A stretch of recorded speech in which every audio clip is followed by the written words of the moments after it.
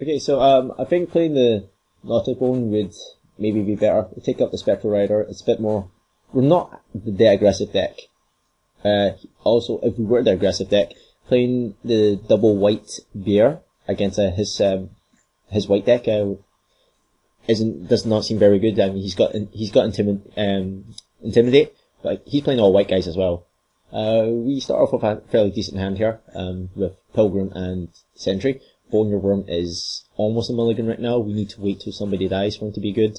The Creeping Renaissance is good for, it's a nice card to have, but we didn't really want to draw it there. For start, we can't cast it. It's double coloured, and we don't know how long the game's going to go right now. Our hand's not set up for it right now.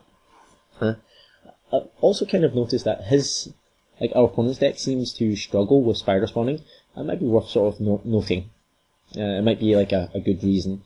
I mean, maybe that is just our game plan, to spider spawning for loads, for big value, and to get him with it, take out a few of his guys, maybe Renaissance is back. Not really too sure, don't really know. Excellent, our opponent seemed to have kept a one-land hand, tracked with Traveller's Amulet to get another land, and now has to discard. Maybe we'll get a free win. If not, then our opponent has a bunch of spells. He might start to be able to draw out of it, and we may struggle here, because we've got 2 more land in hand, the Boneyard Worm, which doesn't do anything right now, and the Renaissance, which also does nothing. But we'll try to apply pressure and punish him for it as much as we can. He's discarded Into the Maw so far, which does seem like it'd be quite awkward for him to cast, given that he's so many manas away. Cannot. Drawing another land was not great. I think keeping the pressure up and just attacking him for 2 seems to be a reasonable line of play. He may very well not have many more plays after this, or he might just be have a glut of food drops. Mulch I would not be keen on, if not for the Renaissance. I mean, that's not terrible as well. We basically we would have drawn those 4 cards, so getting rid of them so far is fine.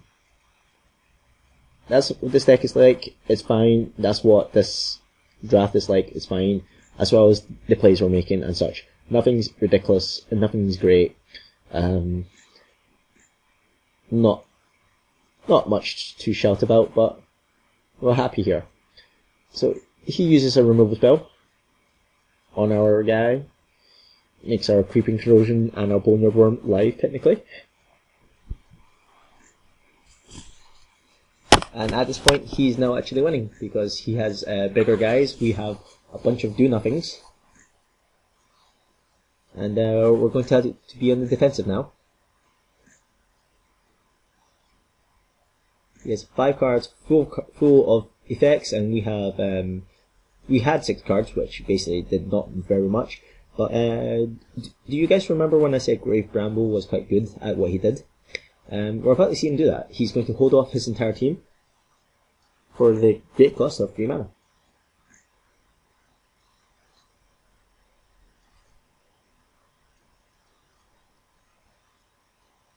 Should probably tap a guy. I guess the vampires.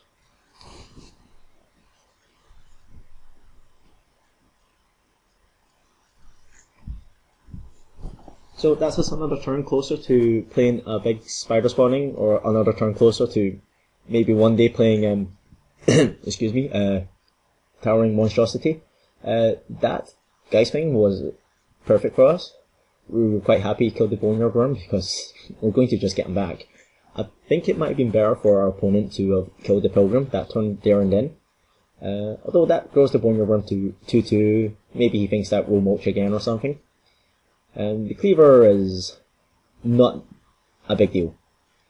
Whoever he puts the Cleaver on, we can just Pilgrim. The Knot to the Bone is quite... we must remember that the Knot to the Bone will gain us double the amount of life. We have a lot of land now. We have how many? 3, 5, 6, 7, 8, 9 land. We can actually cast the Knotted Bone and flash it back all in the same turn here. Okay, so Fiend Hunter is probably going to get Great Bramble again. Oh no, he gets Tapper.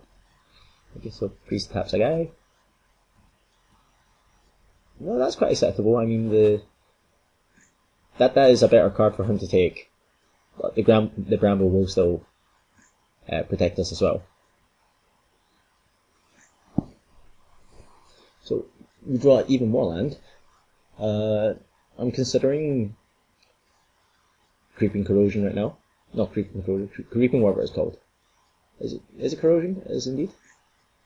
I mean, I'm not at a deadly total where I need to hold up Knot to the Bone, so I can actually use it, refill my hand with just a few allies, a few creatures, play them, and then put myself in the same situation later. Creeping Renaissance, that was it.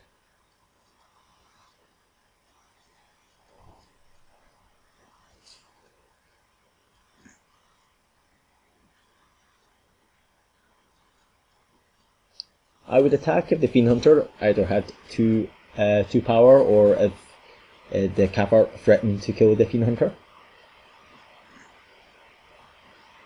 He's finally drawn himself some form of evasion. If he had another land as well, he could have equipped one of his guys and attacked as well, but that's not so much the case. Another reason why I Creeping Corrosion, Creeping Renaissance there is that I have so much mana, I'm probably going to be able to flashback it and be able to still draw a card. Not draw a card, cast a card on the same turn. Yeah. An interesting play that could be done is I can play Boneyard Worm, just to flip the Raven Sentry. Because I've got no allies in my graveyard, he would instantly die because he's a 0/0, and the Sentry would flip up. But that's unnecessary because my Sentry flips anyway, and because of the Elder Cathart, he's going to get 2 more counters and be the biggest guy in the field by mouse. And I'll play the non-value Boneyard Worm, like 1/1. I say non-value. I said non-value because I was thinking about the interesting play of using him just to flip the Militia, but that's not really that interesting. That would be less value. He's a 2/2 now, so we're more happy there. My opponent's also used his Smite the Monstrous, which can only really kill Sentry and Monstrosity, I guess. We do have a Spider and a Grizzled Outcast. The Spider only triggers a Beast Got Morbid, same with the Festard board. No, there's a card. There's a card we can actually flash back as well, if we ever really wanted to. You can actually cast it and flash it back on the same turn. That wouldn't do anything, but you know, in the off time you wanted to. Off chance you wanted to even. So he's probably going to keep Fiend Hunter, which we're happy with, and I guess we keep Great Bramble, because the Boneyard Worm will only be 3/3, and then the Great Bramble will be 3/4. If he equips the Boneyard Worm, not the Boneyard Worm, if he equips his Fiend Hunter, we can still tangle, we will trade, and I will end up with a Pilgrim back. It's got like 2 minutes left. And there's a lot of damage still to be done. I'll actually keep the Boneyard Worm. I guess I don't mind attacking him, if he's going to attack me or if I attack him.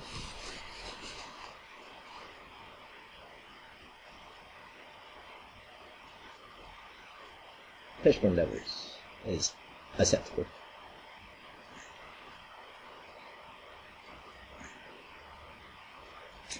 There we go. It took a while, but we finally managed to draw that guy. Let's see how well he does.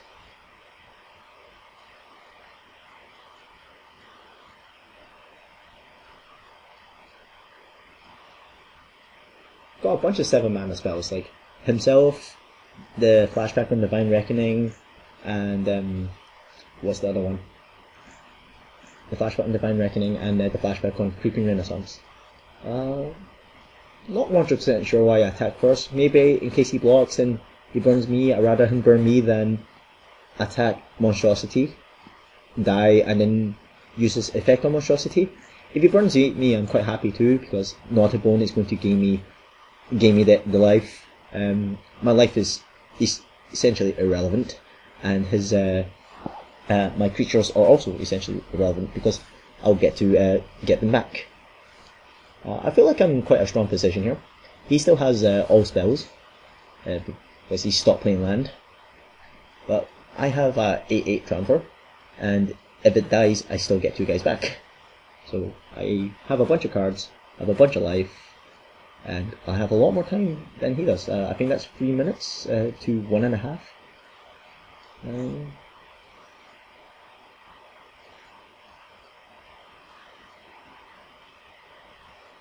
Thinking about playing Knotted Bone right now, not really necessary. If I play it now, he maybe steps up his game and is pressured into making more plays, making more attacks. But if he's under this false sense of security where he can maybe do 13 damage, that might be better for me. So, okay, he's maxing monstrous now. That's what he's thinking about. He's thinking about maybe doing it on his turn. Doing it on his turn means that I would be able to attack with the creatures that I get back from him. So he plays that. In response, I will Gnaw to the Bone for 8 life. 4 of my creatures are still in the graveyard at that point, because I wanted to do that because he's about to return 2, meaning that I would only be able to gain 4 life from that. So gained a bit more life. We have a bunch of guys out, and Guzzle Outcast is going to hold the fort as well.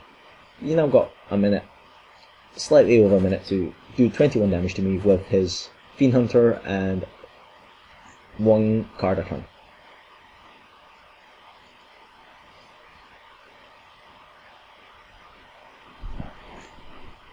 That guy will probably not get there. Grave Bramble will eat him good.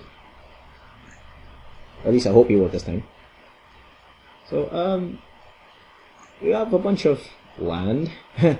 We have 8, 9, 10, 11, 12, access to 13 mana. So there's only 4 more land in our deck. We've not drawn that many extra cards. So I'm just going to end turn, have a 7/7, force him to do whatever. My attack there were not that great, so it made sense to actually pass as well. Yep, a bunch of guys can't block.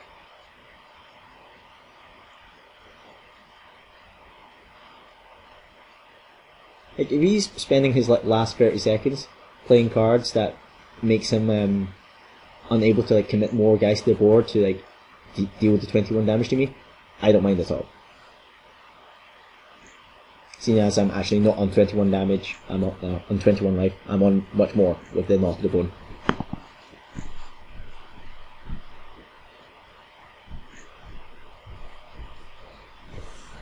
There may be some comments about cheesing him out by timing him out here, but I do think that with the Divine Reckoning and the Creeping Corrosion that I still have in my graveyard, I'm more than likely to actually kill him.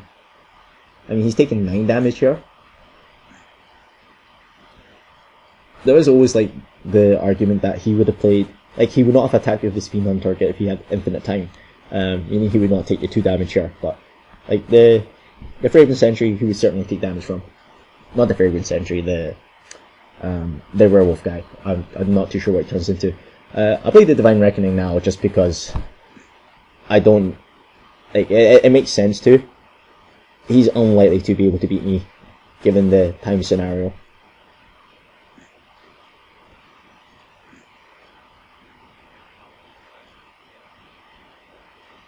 But if not given the time scenario, I would have kept all our guys.